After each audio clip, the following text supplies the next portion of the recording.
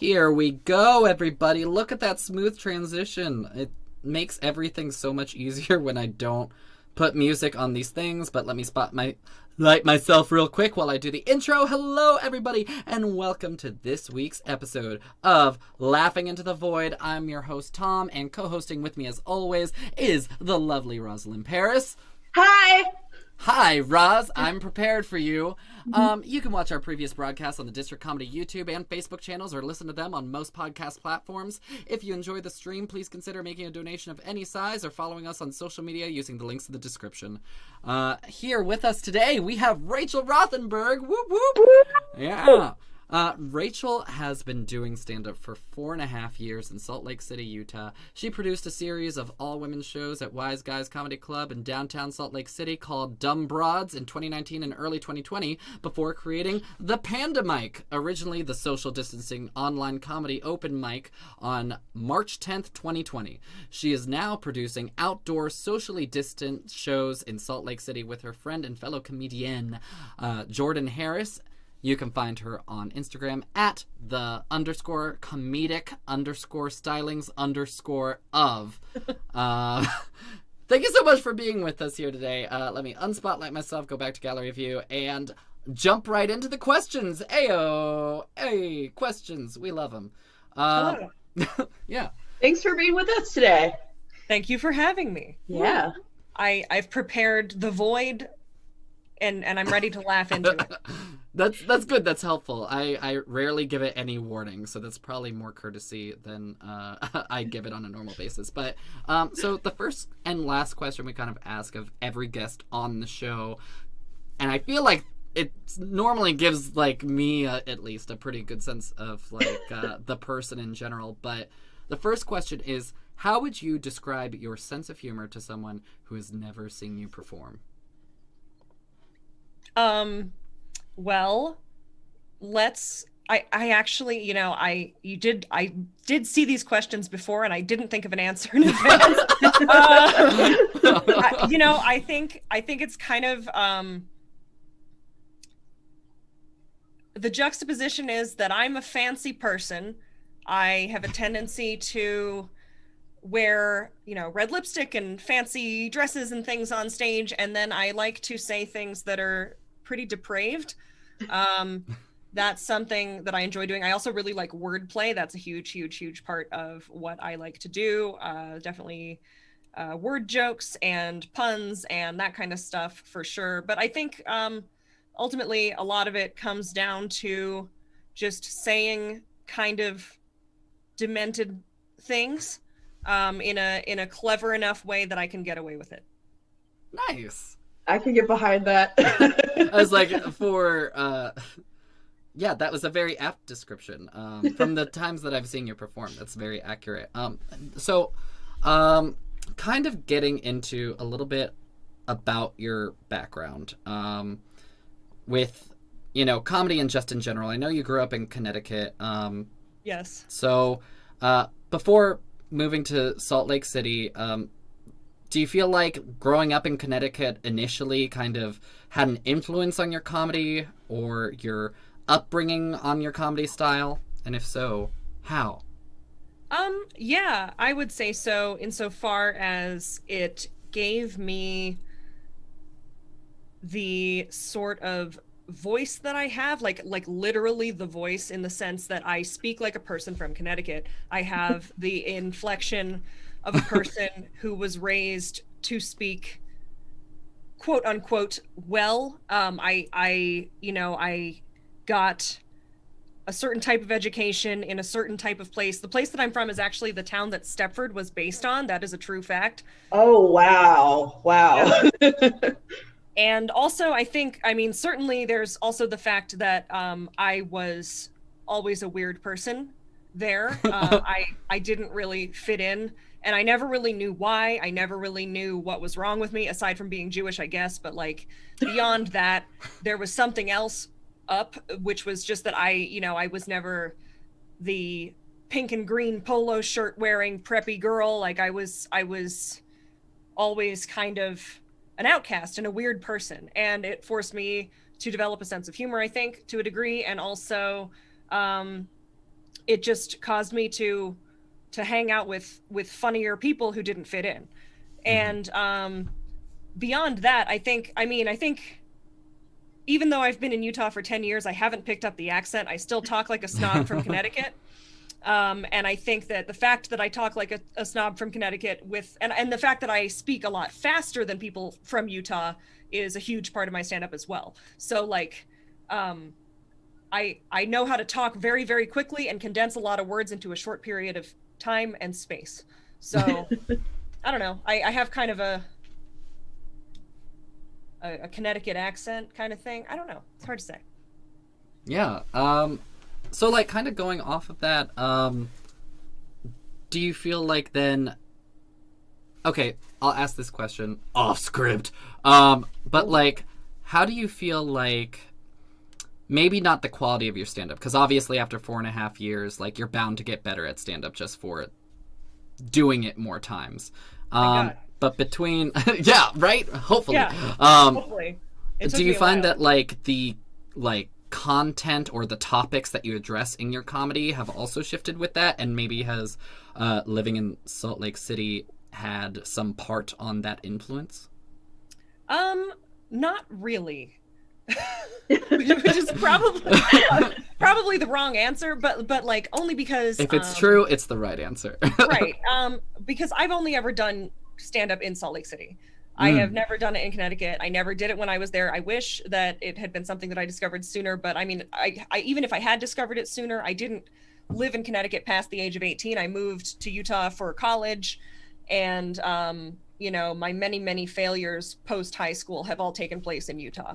So as for the topics, like I wish that I could say that I would be one of those people who has like matured as a comedian and become adept at talking about topics that are not taboo and ridiculous and over the top and gross, but like I honestly haven't. Like I am just getting better at doing that type of material because that's what I like to do. But I will say, I mean, if anything, I think being in Utah has driven me more in that direction because more poop. Yeah. Yeah, because it's the alternative to the clean that is what you're supposed to do where I live now. So I live in the clean comedy capital of the world, right? And I have tried to clean it up and make it something different. And ultimately I conclude that I get the most laughs when I don't do that. And so I think if anything, it's caused me to rebel against it and be the obstinate idiot that I normally am, you know, that I have been in Connecticut, that I have been in Utah. Like I never want to do what everyone else is doing. So Utah, if anything, has made me into a real sicko and I need to get out. No, it's good. It's reaffirmed who you were already, it sounds like. I guess. Also, too, I think like gross, like taboo subjects like poop or whatever are kind of like universally funny. Yeah. Like one of my friends has a kid who's on the autism spectrum, and he's just recently discovered like butts are funny. Oh, yeah. So like he'll do things like hide my friend's phone down the back of his pants and stuff like that. He's like, I'm funny now, you know, like just. Or and he is. I'm not wrong. Who taught English in China, and she said whenever her class wouldn't pay attention, she would use the examples to be about poop, and everyone thought it was so funny, and they'd start paying attention again. So, in a way, you're speaking the international language of comedy. Right, and you know and it's not. I mean, I said something about poop prior to the show. I shouldn't have, you know. But, you'd be surprised. It's not her only material, though. It's not my only material. And a lot of the scatological humor that I've done, certainly in the past, comes from the fact that I have immensely troubled digestive parts, and I have to laugh at that. Like there has to be something funny about it. Otherwise, I will just be suffering. But I mean, beyond that, it's like in Utah, it's like being taboo and being raunchy is also a way to, frankly, like stand out, you know. And I mean, it's not a good way to get booked. It's not a good way to get spots opening for the widest variety of people. And I am aware of that. And I really, honestly, truly have tried to be clean. Yeah. And I respect the hell out of anybody who can and does. It's just not what I find myself best at. So no, and I feel like that's important too, because you know, if you're pushing yourself towards doing this like material that you're not comfortable with, at the end you're really like not being authentic to who you are, and the audience can always sense that, like anytime the comic's trying to pull one over on them. So it's good. It's good that you know who you are. And speaking of knowing who you are, let me say some words that you've said before. So in an interview back in 2019 with Slug Mag, you say, I spent a really long time overcoming stage fright. I straight up blacked out from anxiety, no alcohol, just fear for the first year and a half that I did stand up. Every time I did it. Yeah. So with that sort of reaction, what made you keep going back show after show? And what motivates you to pursue comedy if it, you know, causes this feeling?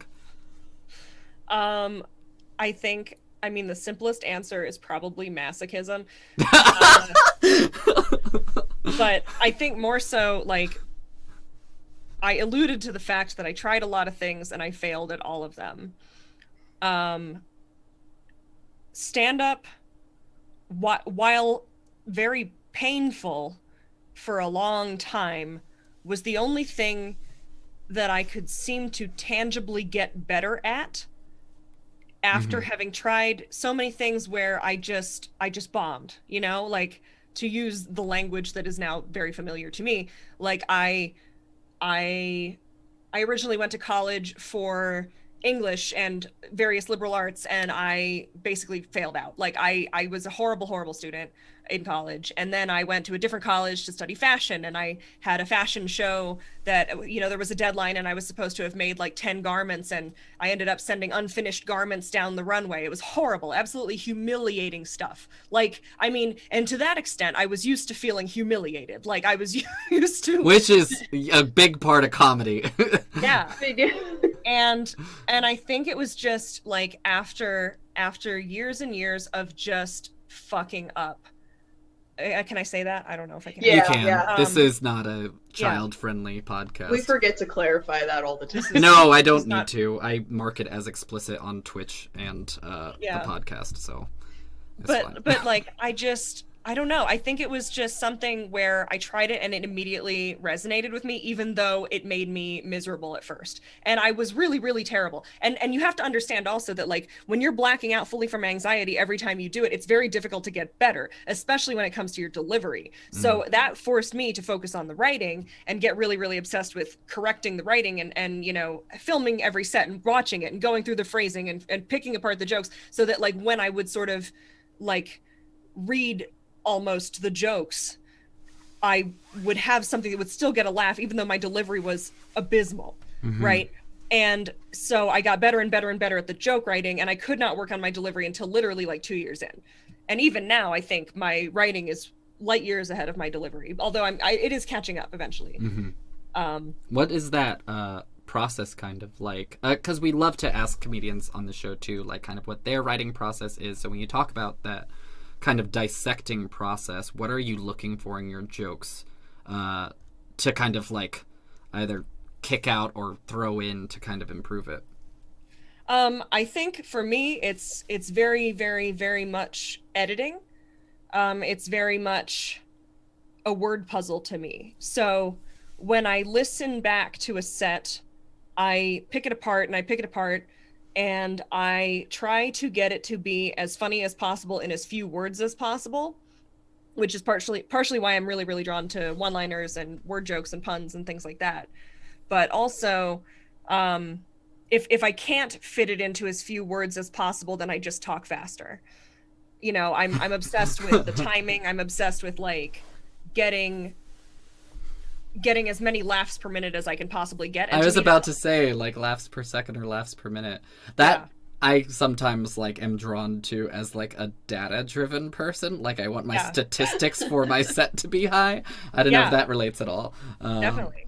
It's almost like a vaudeville style, it sounds like, you know, like, I mean, you mentioned that you can talk really fast and you have the Connecticut enunciation ability.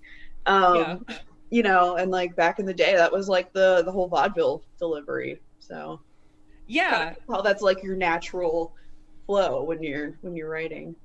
Yeah. I think that's not, I've never thought of it that way, but I mean, that's cool. Yeah. Yeah. That could be. I definitely just think like, I am not, I'm very like obsessive about if I don't get a laugh in like 30 seconds, I hate myself. Like it's really I'm very hard on myself with this.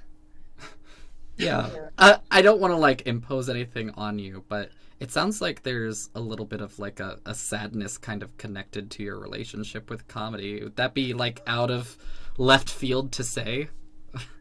No, but I don't think it's a bad thing. Like I don't think the fact that it's painful for me to do it to a degree is a negative thing, because it's also something that has literally forced me to confront my terror of failure, you know? Like I used to absolutely be a truly miserable person because I could not confront my fear of failure, and I kept failing. And with stand up, it's like sometimes you bomb, you know, and sometimes you know, I used to bomb and want to, you know, walk in front of a train, but like I had to get over it. I had to, because otherwise I couldn't keep doing it.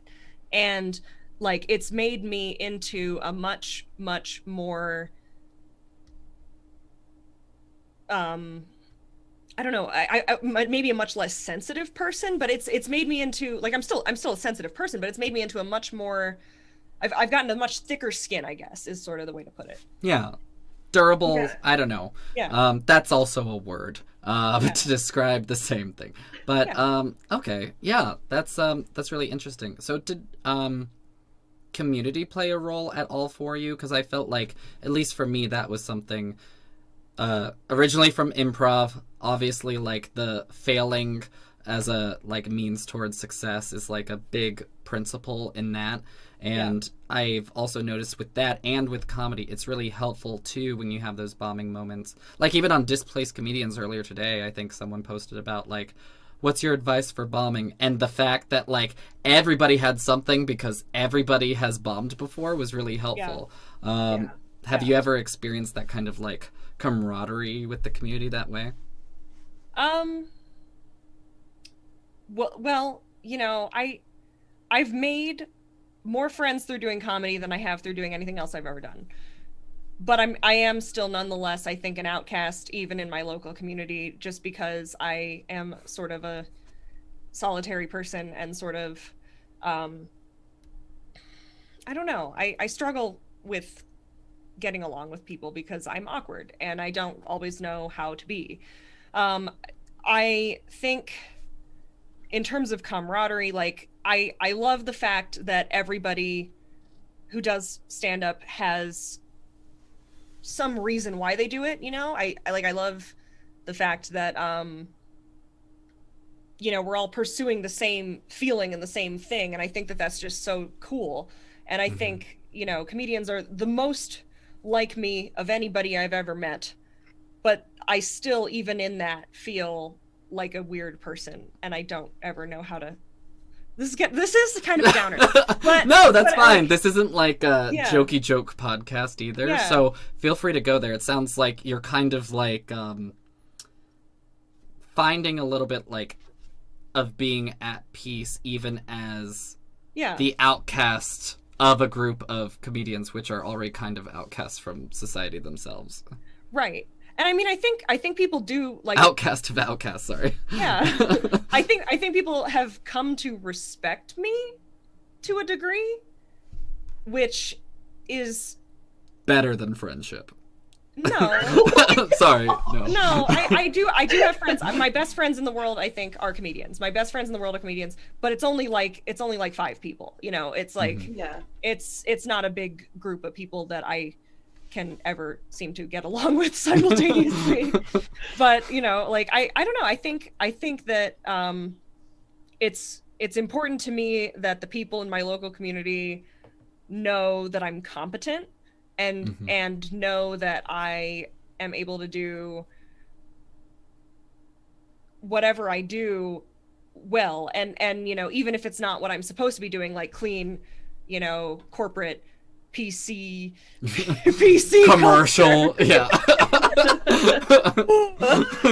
No, but like I don't know. I don't know. Like I'm not trying to be like an edgelord either. But you know, I think it's important for people to think my ideas are good too, which has been a big thing with online comedy. Let me tell you, because no one in Utah does online comedy.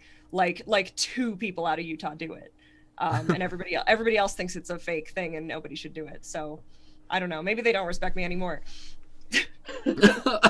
well they should, because Thank you. Panda Mike is, like, at least from what I've seen, one of the most successful like online mics that happened during the pandemic. And just for the record, it sounds like, at least as far as documentation we can find, is the longest running Zoom mic until it ended. Yeah, it was. Yeah, I had to end it though, so it would have a positive, people would have a positive memory of it.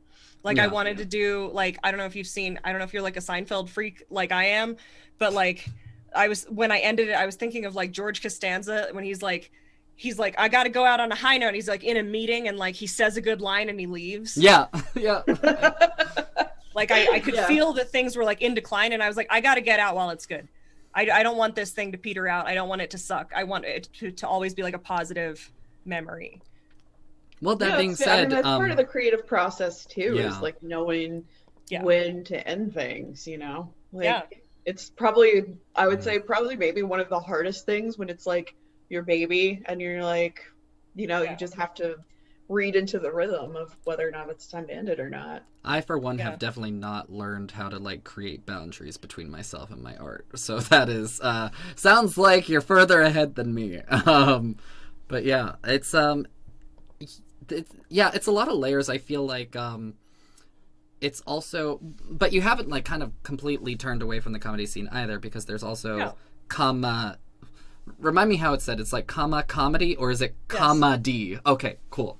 Yeah. So comedy is a project that is still in the beginning stages. It's been in the beginning stages for like a couple months because we're trying to figure out how to do it.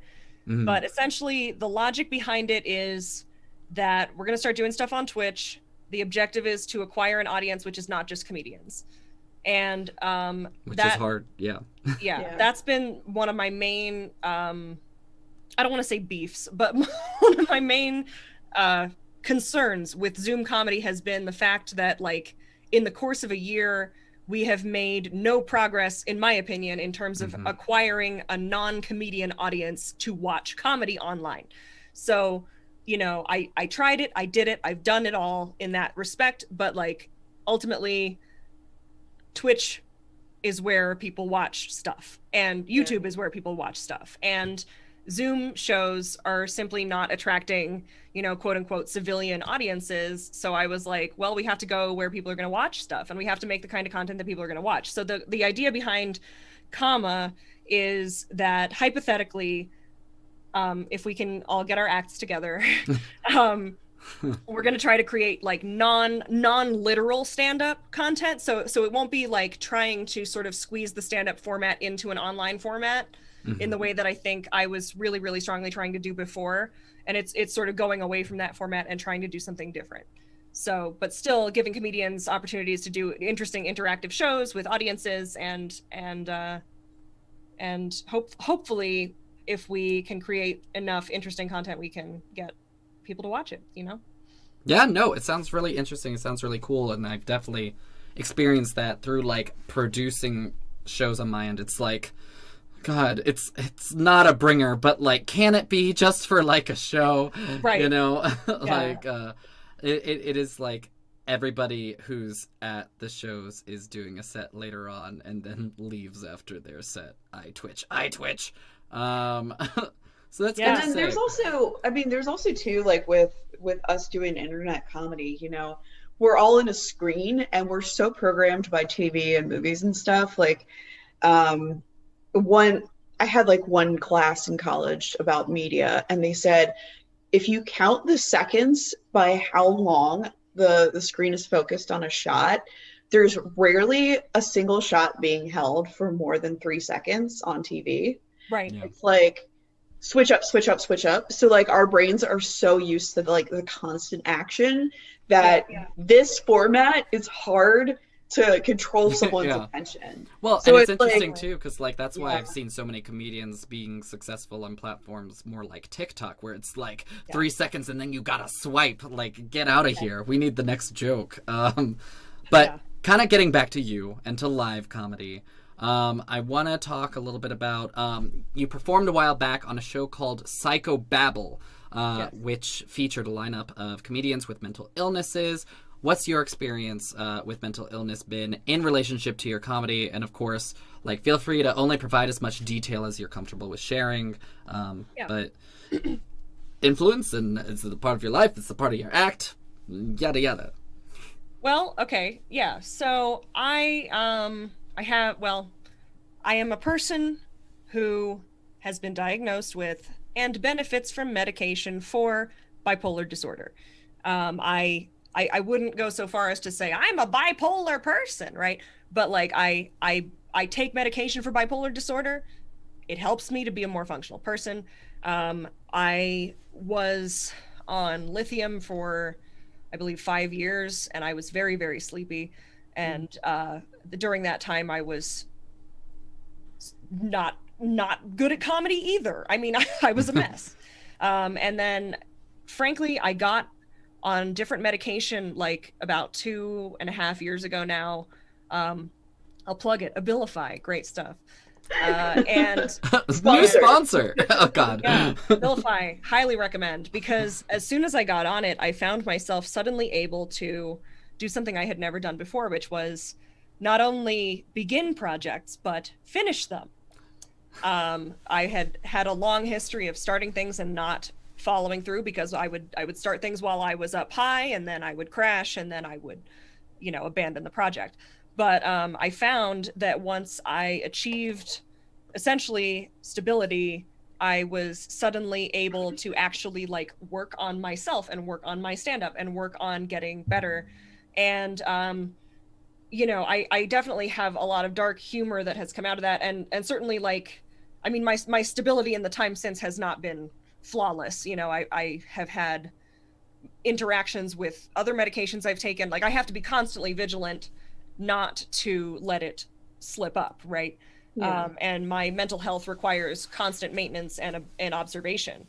But as for like my comedy, I mean, something that I think is perhaps interesting, I'm not sure if this is interesting or not, is that one of my favorite words is the word logorrhea, which is I'm sorry. I know, but it sounds like diarrhea. Okay, sorry. It's diarrhea of the mouth. And so logorrhea is the clinical term for the symptom of bipolar disorder, which is when you're having a manic episode and you talk too fast, right? Oh, okay. And I genuinely think that I acquired the ability to talk super fast and figure out that it was funny from having actual manic episodes. So then I kind of like channel this thing that I have experienced into my stand-up, and I talk super fast and people like it. So, I mean, people, admittedly, any way you slice it, they like it when I act a little unhinged on stage. Right. And the only reason that I'm able to channel being a little unhinged is that I indeed have been in my life somewhat unhinged. So, the Psychobabble show was put on by my friend Jessica Rinn. It was a really, really good show. Some weird dude like stole it from her after that, which was really not right. But on that show, I did much more personal material about things like experiences taking different medications, experiences with side effects, experiences with, suicidality and that kind of stuff. And to me, I never want my stand-up to be like a sob story. I never want it to be something that makes people feel sorry for me. It's important for me to understand, or for me to know that people who hear it understand that I'm laughing at myself when I talk about it. Like, I think it's funny that I've had these experiences and I'm able to laugh at them. So like, it was not, it was a dark set, but it wasn't, it wasn't something that would have made you feel too bad for me, I hope. I don't know. Okay. Yeah, I imagine you seem very skilled with it. So even like finding that balance between like dark or too dark sort of thing, I'm confident you were able to find it. That's just my impression of you as a comedian. You seem very capable. You seem like, yeah, I'm sure it was a great set. Well, Plus, like, I'm someone who struggles with anxiety and depression, and I'm on meds too. yeah. Which have done wonders for me as a performer, honestly. Yeah. Although I still don't wear my glasses when I do stand up because I don't like being able to see the expression on the audience's face. So Yeah. maybe it's not working. But yeah. I think part of it too is there's so much about having like mental health challenges that on one level they're real to you, but also on another level you know that they're completely absurd. So like if I'm like having a problem and I'm like super anxious that someone's judging me about something super trivial, like on one level, yes, it sucks and it impacts my life. On the other level, the fact that I'm worried that the lady at Dunkin' Donuts is going to not like me because I ordered my coffee a certain way Right. Yeah. is like a funny concept. So it definitely like, at least, I mean, I agree with you. It definitely informs it to a certain extent. And it also feels like the trade-off is completely worth it as far as like the needing to be super vigilant in your lifestyle for the sake of, you know, being able to like do comedy and like complete projects and be able to function the way that it sounds like you're functioning now. Yeah. And I mean, when I say that I'm mindful of it, like sometimes that means also taking a break from something or taking a step back from something, or, you know, especially like I think with online comedy, sometimes it has meant like disengaging from communities just because they're too stressful to be in, or they're like setting me off, you know. But I think if I were not a little bit neurotic and odd and, you know, bipolar or whatever else, you know, because I don't need to go down the roster, but it's a whole kind of amalgamation of things. You know, I think if I were not that way, I wouldn't see the world in such a unique way, and I wouldn't, you know, have the creativity that I do have. But that creativity has to be tempered by, like, frankly, sanity. Like, I have to be sane. If I'm not sane, I can't function. And I think a lot of people romanticize this like tortured artist archetype, and and they want to be tortured, and they think that they can't be funny if they're not miserable, and that's definitely not the case. It's quite the opposite in almost all cases. Yeah. No, I always think of like that Elizabeth Gilbert TED talk where she's like, why did we become comfortable with this idea that if you're an artist, you are just like mentally tortured and that's just the way it is? Yeah. Like, have our greatest artistic minds just like always self-torturing themselves, and like, ugh, it's sad. And also something you see all the time in the kind of comedian community. It's like, I feel like it attracts a lot of people with different mental health issues. I mean, obviously, there are people who do comedy who are mentally well. Yes. But also there's I think like something about you that like has to be a little bit off, maybe, just for, you know, all the risk and reward that goes with like doing a set in front of an audience, and like you could have that show bomb and it completely fail, or you get the incredible high of like if the audience does receive it well. Right. Yeah. And I mean, if you do, you also, another thing that I think is really, really important is caring for yourself surrounding shows and surrounding even open mics. What I would say, like, when people ask me like, how do you prepare for a show or something like that? I try to have my set ready like several days prior if I can, which is difficult for me as a person who's like not super good at planning, and as a person who's like not generally very organized. Like I try to always do that so that I have the day of the show to just like take a long shower and like get my lipstick symmetrical and like, you know, pick out an outfit that is going to make me feel like myself, and like go into all of these steps to like get in the right headspace more so than even looking at my material or thinking about my material, because like I've already done that part. So I have to do the sort of mental maintenance to like prepare myself for like, this might go well, this might go badly. It doesn't really, you know, either way you're going to be okay. And then afterwards, you know, you have to, if you bombed, like you can't go home and drink. If you bomb, you know, you're gonna hate yourself and you're gonna be a sad drunk and it's not gonna be good. But you know, and similarly, like you can't let it go to your head and go totally off the walls either if you kill. You know, like you really just have to control your emotions to a degree. I think that some people, at least I do, I don't know, maybe other people can ride those waves more, but like I have to be very mindful of what kind of mental state I am in and monitor that and make sure that I maintain that as well in conjunction with doing the set. Yeah. So. No, I totally get that. I feel like when I do stuff, I have to like mentally prepare myself to have the same reaction whether the set kills or not. And that's also like a little bit of it too, is like I try and just like frame it in my mind in a way where I can have some distance from it. Where it's like, well, then we're just gonna work on those jokes later. And it was the joke's fault. That was past Tom's fault, who wrote the jokes, not present Tom's fault. So we're gonna ignore that. That's cool. I appreciate that that insight, because it is something that I feel like gets ignored about in comedy a lot.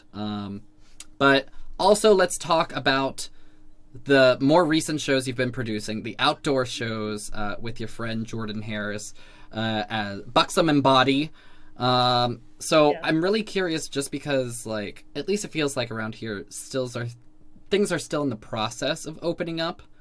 So I'm curious if there were any challenges that you encountered with the logistics of doing the outdoor show, or just like producing a live show, period, in the midst of like still kind of being in a pandemic, you know, either technically or through its reception.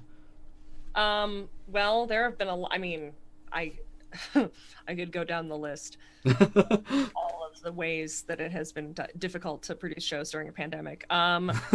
So I'll preface with the fact that things in Utah have essentially been open since like May of last year. Yeah. So things essentially have not been any different for most people.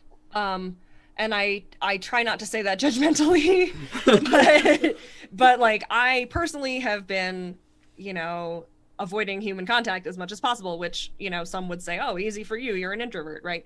but it's not easy, you know, like I would love to go out and just do whatever the hell I want. But to me, there's an ethical imperative to make sure that events are not going to result in somebody's death. Like I don't think that any stand-up is important enough to kill somebody. That's my opinion. So we started doing these outdoor shows, and the first obstacle, I would say, was just finding a venue with outdoor spaces in the winter, because we started in November. Yeah. So we did a show in November and a show in January, and both of them were outdoors, and we did them at a venue with outdoor heaters and tents and open, like big open sides on the tents and all of that. But the real story here, the best story anyway that I can possibly tell you, is on our second show, our headliner had COVID. Oh no! Oh boy. So hear me out.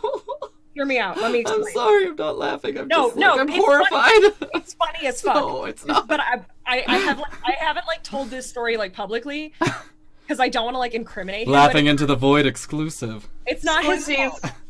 It's not his fault. But what happened is this. So a very good friend of mine who was in from out of town, he stayed in town for an extra month to do this show. Oh. And he told us like a week before the show, oh, I may have been exposed, right? And this was in January, when it was like everybody was constantly like, oh, I may have been exposed. I may have been exposed. You know, and we had like concrete evidence of like how he could have been exposed, and it was like also through mutual friends, of course, too. So I couldn't really be like you know, but so he told us he was exposed to it, and then he was not sick at all. But he got 3 tests over the course of the week. We kept making him go get the tests. All of his tests were negative. He started to get sick the night before the show. And he told us the next day that he wasn't sure he was feeling so hot, but that he had also been hanging out with some people who were sick with something that wasn't COVID, and he had no concrete symptoms of COVID. So we said, okay, go get another test, please. So he went and got another test on the day of the show. He went and got a rapid test, and it was negative. Now, in hindsight, the mistake that we made was letting him go on at all.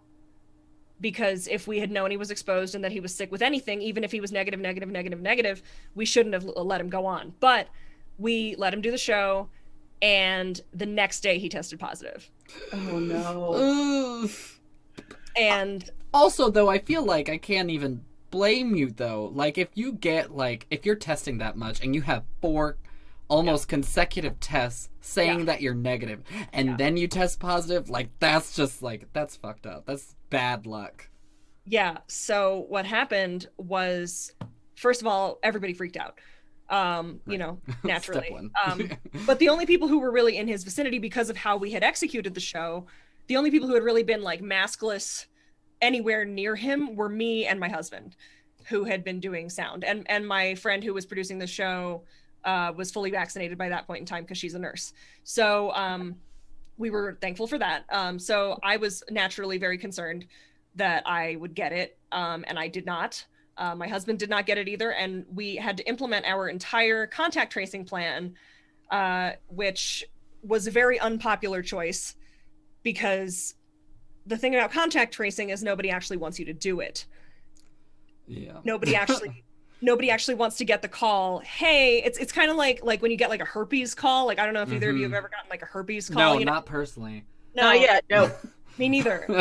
Yeah. This is just an analogy. But yeah, if people got calls for herpes, it would be like that. Yeah, it's like a herpes call. It's like, oh, by the way, we can't really tell you how this happened or like what the deal is, but somebody where you were has it. You know, so we had to do that.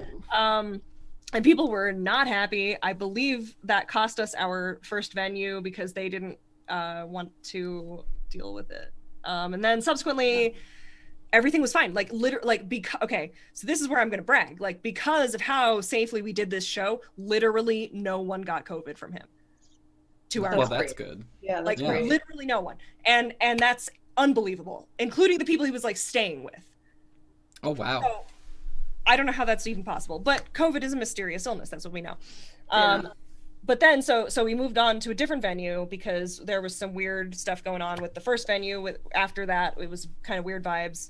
So we do a show outdoors at a new venue, and they're like, you know, after our most recent show, they said to us that. I hope they didn't lead with the cough. No, I'm just dry. You're good. I'm almost vaccinated. Let's just say. I'm getting my second shot this week. So yay! Yeah. That's awesome. So they told us then that, you know, our numbers were not high enough to justify using their outdoor space, but they would offer us another show if we did it indoors, right? Before everybody's fully vaccinated. And my, you know, co-producer and I are both by that point in time going to be vaccinated, but the point is it's not about us. Right. The point is it's about everyone. It's about if the show is endangering anybody at all to an excessive degree, there's no point in doing it. And we're talking about, you know, after the mask mandate is lifted, we're talking about like all of these hairy factors, you know, and we had to turn them down and say, we can't do that, even though we both will be vaccinated. Like, you know, there's a difference between doing indoor shows and putting them on when your state is being reckless, and, you know, not everybody is going to be able to be safe. Yeah. So. And that's the main thing. It's like, unfortunately, we're in a place where we can't necessarily trust our local agencies to do what is best for public health and safety versus like Right. economy, Yeah. capitalism. I gotta get back to work. Which And like people, I'm people sympathetic. don't realize with how that hard need. those choices are right now. Oh, sorry, Tom. I just talked over No, you. I think kind of talking in line with what you're going to get into, which is just that like I am very sympathetic to the other side of it though, which is like people need to pay bills and they need to go back to work. Right. Yeah. Definitely. What were you going to say, Roz? I was just gonna my obligatory sidebar shout out. Woo! My partner owns a bar and music venue right now, and he has not been open for over a year. Yeah. Because it's in a basement, there's no ventilation, like it's just not Right. safe.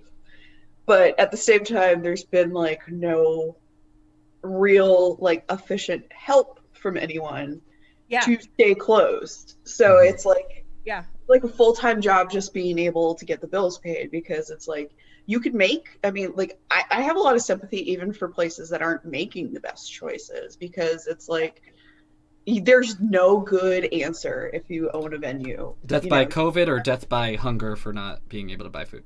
Like Yeah. And it's like a friend of ours owns a bar, and they were doing like very socially distanced stuff in their upstairs, and everyone had to be masked when they were walking around, everyone was seated, all that. They had a COVID scare there, so they had to close again. And then they reopened on a patio, but they're getting noise complaints from having a patio open. So it's just like yeah. it's like I really applaud you for making those hard choices, because I think a lot of people don't really see that kind of choice is existing out there, and how hard it is to know what to do the right thing, like what the right thing to do right now is. So Well, and they're hard, like they're hard choices in the sense that at this point I feel like excuse me, I do not have COVID. This is it's like at this point I'm just so sick of it. I'm so sick of having to make these decisions and having to, like, I feel like burn bridges almost. mhm. Because I'm never saying, you know, oh, I don't understand where you're coming from by having indoor events. I do. Like, I get it. You want to keep your business open. You want to do that kind of stuff. But it's just that, like, you know, my friend and I, who produce shows together, we're not making a living doing stand-up right now. We don't have a venue that we need to keep open. Like, we started our production company with a certain sort of mission statement in mind, and the goal was for it to be, you know, comedy that's not going to kill you. Yeah.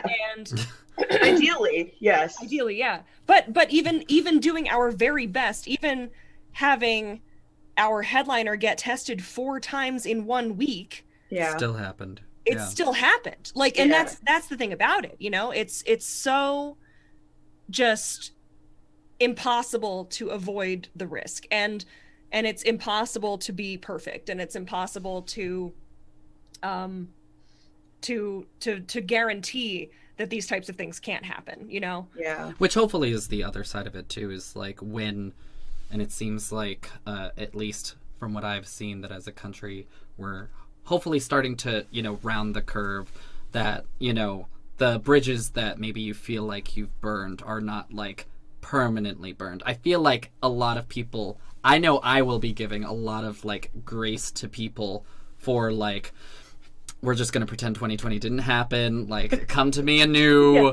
We're gonna kind of Yeah. like For sure. I mean, if someone's Forgive going to be everything. mad at you for like making a safe decision, like, I mean, come on. Yeah.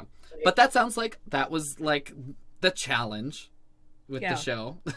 It's been one challenge after another with producing shows during COVID, to be honest. But But to Yeah. the other part of that question, when you were actually getting to do like the live outdoor show, yeah. what was the reception like? I imagine like people were excited, hopefully, for live comedy, you know, to Yes. come back. Yes. All 3 of our shows have gone really, really well.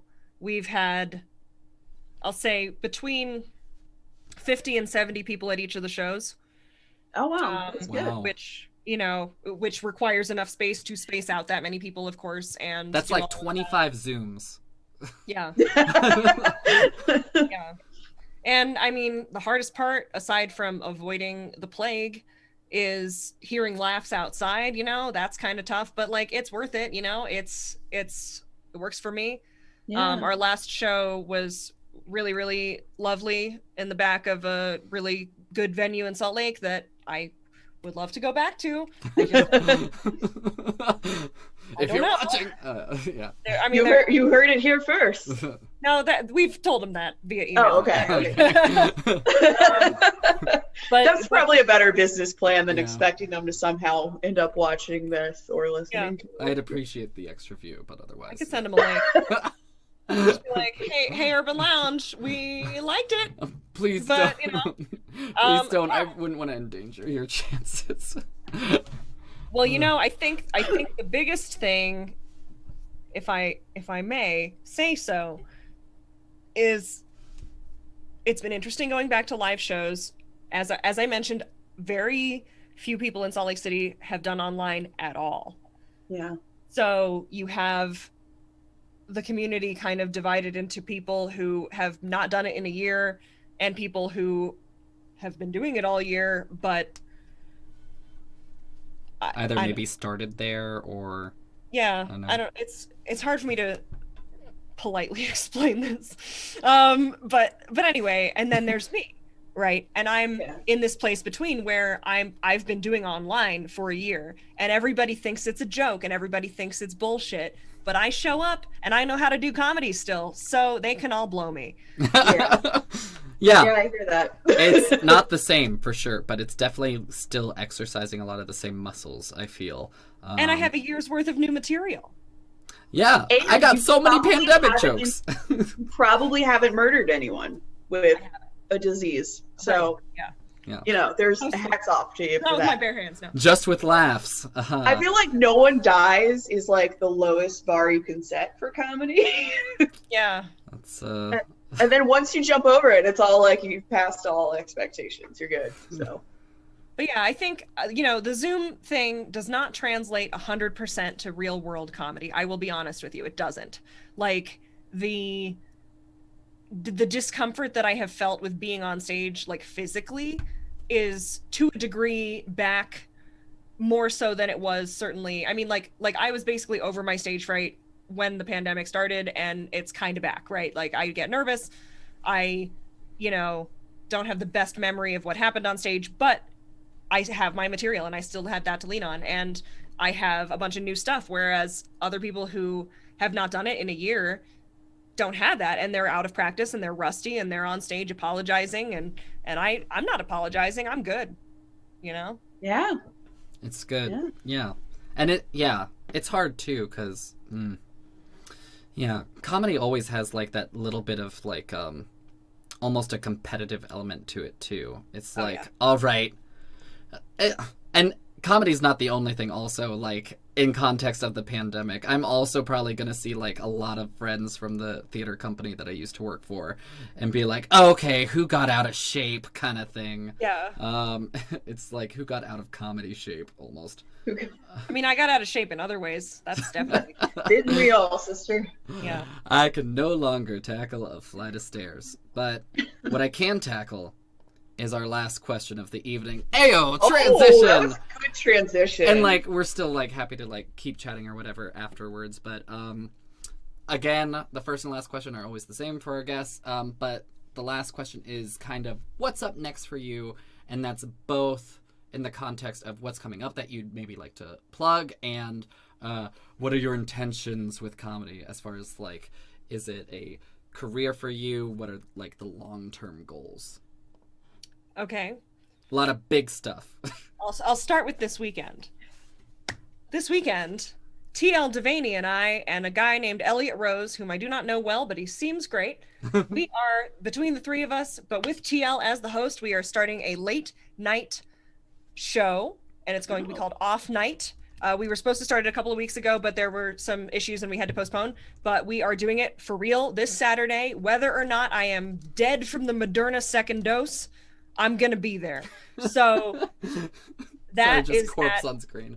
yes. If I am physically vomiting, we're just going to laugh. Like it's whatever happens. If I have to do it from my bed, I'm going to do it. So Off Night come check it out. TL's hosting it. It's his invention. It's going to be great. It's going to be on Comedy on Twitch. It's our first kind of flagship show that we're going to be doing. And it's going to be a weekly late night show. It's going to be at 10:30 Pacific time, which is very late on the East Coast, but it's, 11:30 Mountain, 12:30 Central, 1:30 a.m. Eastern. But it's a late night show. It's a half hour. We do need people in our Zoom audience to laugh so that we have laughing people there. And then the goal is to have this on Twitch and eventually acquire audiences who are not just people on Zoom who already do comedy. Yeah. And their moms. And their moms. My mom's not on Twitch yet. Yeah. Neither is mine, to my knowledge. But she is on OnlyFans. Ayo. Oh my god. We've got OnlyFans, then it has nothing on it, but we do. it's funny play on the word district. Yeah, it's Dick Strict comedy. I had to, as soon as the idea came to me, I was like, I just have to acquire the name in case somebody else takes it. I also have an account on there that I acquired to do comedy shows, and I had to do the whole approval process to get it, and send them my picture of my driver's license and all this stuff, and I had to send pictures of myself, which I thought was a little weird. To compare to your driver's license photo, maybe. Well, you shouldn't compare the two because. But they did approve me. I thought they rejected me because it went to my spam. So for a week, I was doing a bit about how I got rejected from OnlyFans. But then it turned out it wasn't the case. So. Yay! Redacted. I got approved. So we got that show. Yeah, so off night, not OnlyFans. I almost said OnlyFans. Off night, check it out. It's not on OnlyFans. It'll be on Twitch. It'll be on twitch.tv/comedy. And also we need people in the Zoom. So if you want to get in the Zoom audience, just message me. That's how we're doing it. And other than that, though, I have a devious scheme to move somewhere soon. And the place that I'm going to move is New York. Oh, yay! You'll have to deal with our Eastern time. Yes. And I will have to deal with being back on the East Coast, and I'll just have to, process my childhood traumas. It's fine. It's probably healthy. Yeah. Having done so a little bit already is what has enabled me to make this decision. So I am going back to the East. My husband and I are working on it. It's a work in progress. We have set aside time this weekend to specifically work on it. I'm not talking about it too much until it has already happened, just because I don't want to be one of those people who's like, I'm moving to New York, and then 3 years later I'm still in Utah. I know a lot of those people. Oh my god. I feel like we got so many exclusives on this episode, though. Yeah. And the intention behind that is for pursuing more comedy, having more opportunity, or are there also other reasons to come back to New York? I mean, that's really the main reason, that and bagels. Yeah. That's true. They do have good bagels there. Yeah. That and being among other Jews. I don't know. Are there I've never lived somewhere where other Jews were. It'd be interesting to be in a place where people don't read my name and then tell me the first Jewish joke they can think of. Oh man. Oh my god. Nice. But anyway, so that's one scheme. I don't know. Maybe I'll hate it. Maybe I'll leave. I don't know. Mm-hmm. But I'm not really talking too much about it until it has happened. But that is the plan. And cool.